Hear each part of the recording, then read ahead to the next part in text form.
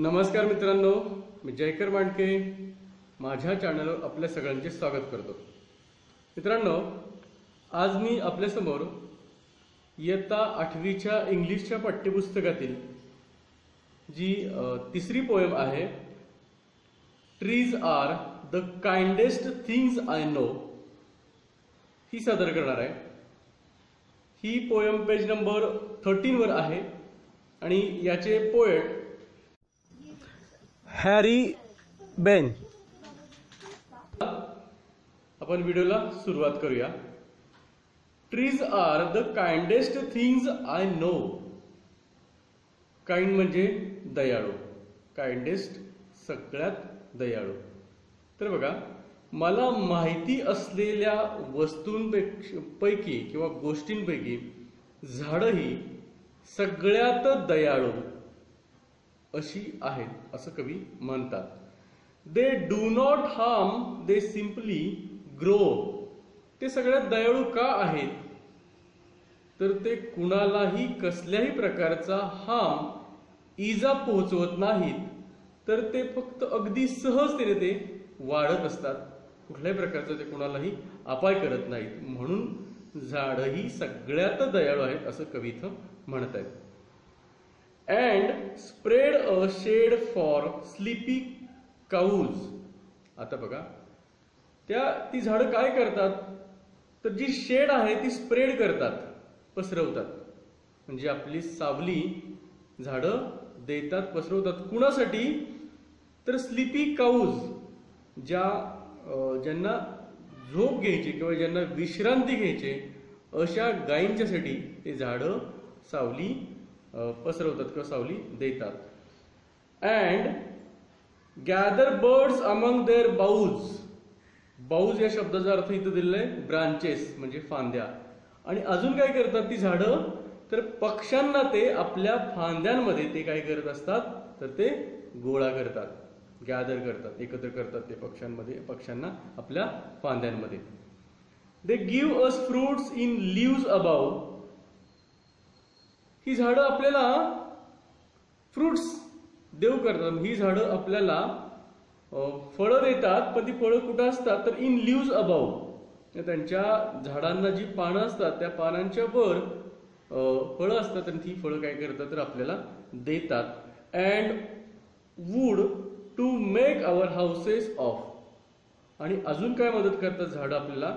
तर आपल्या घरांना बांधणीसाठी, घर बांधायला, आपले घर बांधायला लाकूड सुद्धा ती झाडं प्रोव्हाइड करतात। तर बघा, झाडं आपल्याला फळंही पुरवतात, सोबतच आपल्या घर बांधणीसाठी लाकूड सुद्धा झाडांपासून आपल्याला मिळतं असं इथे कवी म्हणतात। And leaves to burn on Halloween and in the spring new birds of green. आता इथं हॉलोविंगचा अर्थ इथं दिलाय बघा, a festival in autumn observed in western countries. आता ऑटम नावाचा ऋतू, ज्याला शरद ऋतू असं म्हटलं जातं, तर हा एक हॉलोविन नावाचा एक सण आहे जो पाश्चिमात्य देशांमध्ये जो साजरा केला जातो शरद ऋतूमध्ये, तर तो आहे। मग इथं बघा, या हॉलोविनच्या सणाला जी बर्न करण्यासाठी म्हणजे जाळण्यासाठी पानं सुद्धा झाडांपासूनच मिळतात। आणि and in the spring new birds of green.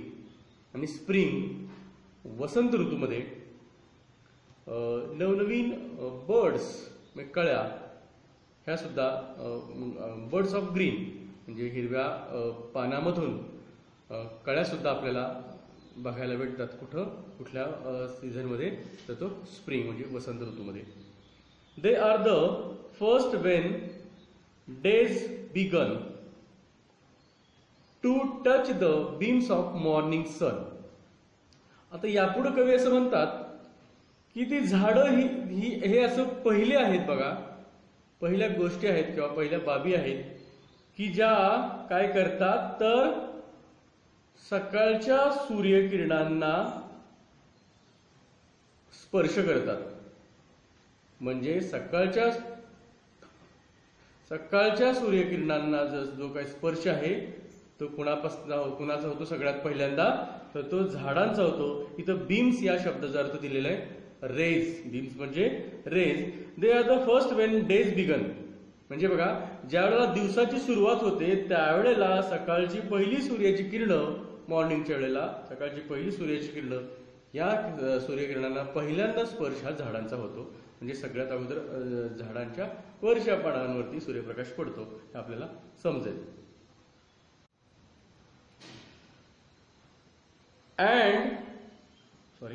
They are the last to hold the light when evening changes into night. आता बघा, सकाळची सगळ्यात पहिल्यांदा अगोदरची सूर्यकिरण ही झाडांवरच पडतात आणि ती झाडं आहेत की जी शेवटी प्रकाश अगदी शेवटपर्यंतच्या प्रकाशाला ते होल्ड करून ठेवतात, धरून ठेवतात, धारण करून ठेवतात. Wien evening changes into night. कधी? तर ज्या वेळेला सायंकाळचं रूपांतर हे रात्रीमध्ये होतं त्यावेळेला झाडं काय करतात, तर शेवटी झाडांवरती सूर्यप्रकाश हा पडत असतो. म्हणजे अगदी साधं सरळ गोष्ट आहे बघा.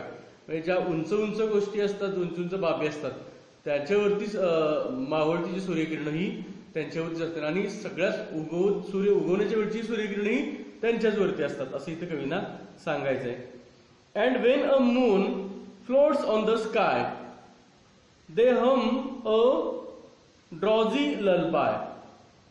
बघा, ज्या वेळेला a moon floats on the sky, float म्हणजे तरंगणे, ज्या वेळेला चंद्र हा आकाशामध्ये तरंगत असतो, म्हणजे आकाशामध्ये ज्या वेळेला असतो, दे हम अ ड्रॉझी ललबाय, त्यावेळेला ते काय करतात, तर ड्रॉझी या शब्दाचा अर्थ स्लीपी आणि ललबाय म्हणजे soft slow song to put children to sleep.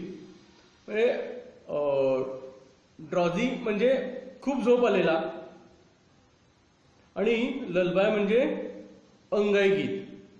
तर बघा, आता हम या शब्दाचा अर्थ, हम म्हणजे माहिती आहे बघा, हनी बी जी असते म्हणजे मधमाशी असते ते हम असा प्रकारचा आवाज करत असते.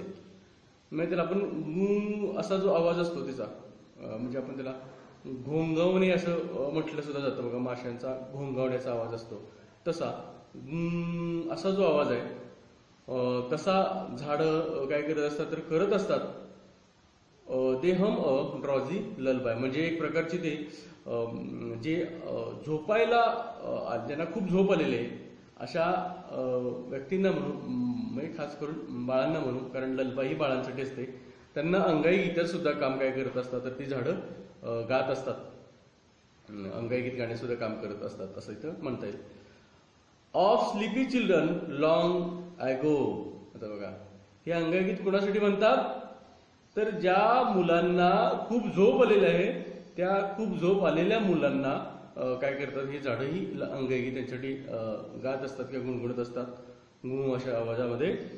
Of sleepy children long ago म्हणजे लॉंग ॲगो खूप दूरवरची, अगदी आता लॉंग ॲगो म्हणजे खूप पूर्वीपासून सुद्धा असं इथं म्हणता येईल बघा.